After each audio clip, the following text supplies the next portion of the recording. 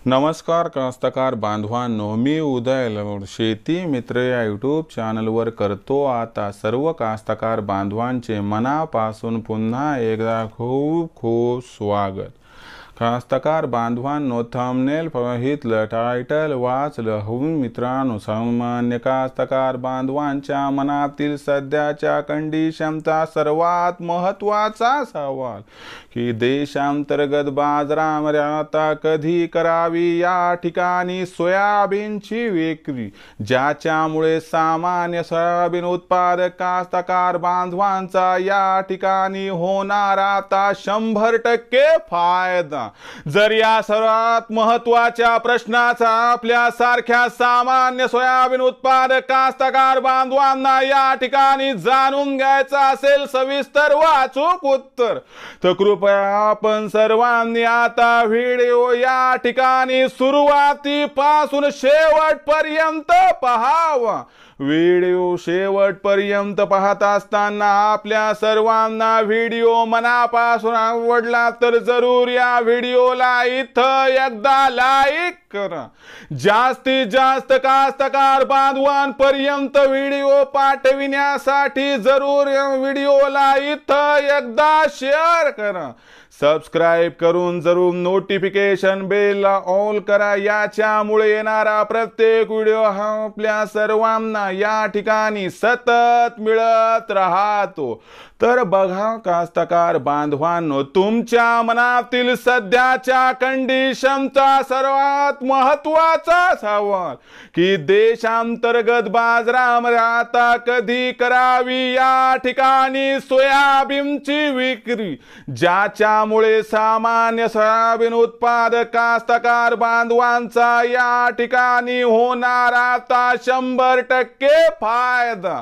जर या सर्वात महत्त्वाच्या प्रश्नाचा आपल्या सारख्या सामान्य सोयाबीन उत्पादक कास्तकार बांधवांना या ठिकाणी जाणून घ्यायचा असेल उत्तर, तर कृपया आपण सर्वांनी या ठिकाणी हा संपूर्ण व्हिडिओ शेवटपर्यंत पाहावा, हीच आपल्या सर्वांना कळकळीची विनंती।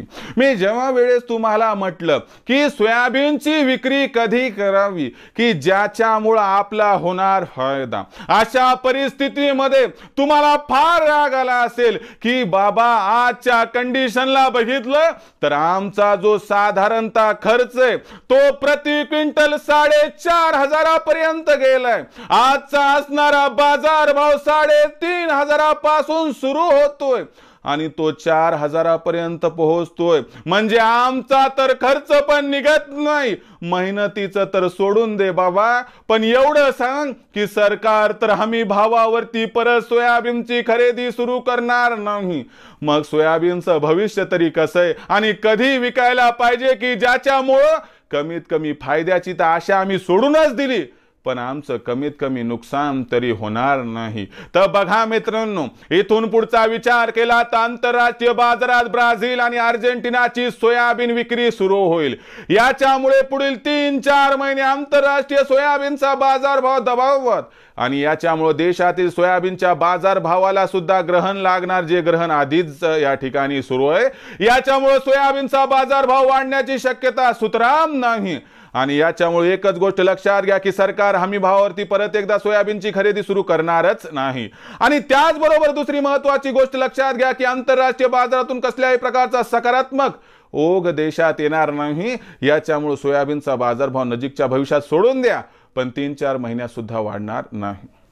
मग मला सांगा, सरकार हमी भावावरती परत घेणार नाही, दुसरी महत्त्वाची गोष्ट खुल्या बाजारात वाढणार नाही, तर थांबण्यात कसल्याही प्रकारची या ठिकाणी मजा नाही। अशा परिस्थितीमध्ये इथून पुढे कधीही कोणत्याही क्षणी कोणत्याही परिस्थितीत तुम्हाला जर 4,000 ते 4100चा बाजारभाव मिळाला तर तिथं 100% सोयाबीनची विक्री करा, ज्याच्यामुळे मी म्हणणार नाही की तुमचा फायदा होईल, पण एवढं सांगतो की भविष्यात होणारे नुकसान तरी टाळल्या जाईल।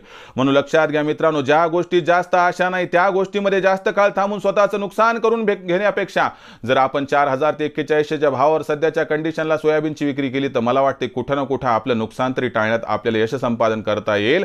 पण एक गोष्ट लक्षात ठेवा, आशा सोडू नका। फक्त सोयाबीनची विक्री जेव्हा कराल आपण त्यावेळेस ओरिजिनल पावती घेऊन ठेवा, कारण सरकार भविष्यात भावांतर योजना जाहीर करण्याची या ठिकाणी 100% शक्यता दिसत आहे। भविष्यात देशातील बाजारात आता सोयाबीनची ही बाजारभाव पातळी कशी राहणार याबद्दल अधिक वाचूक माहिती प्राप्त करण्यासाठी पाहत रहा आवडतं यूट्यूब चॅनल शेती मित्र।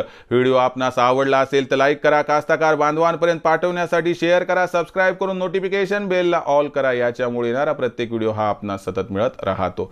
तर मित्रांनो, अशाच एका नवीन व्हिडिओसह मी आपला मित्र उदय लाड आपल्या सर्वांच्या आवडत्या यूट्यूब चॅनल शेती मित्रवर मिळत राहील। तोपर्यंत माझ्या प्रत्येक शेतकरी मित्राचे आणि कास्तकार बांधवाचे आजच्या व्हिडिओमध्ये मनापासून खूप खूप आभार।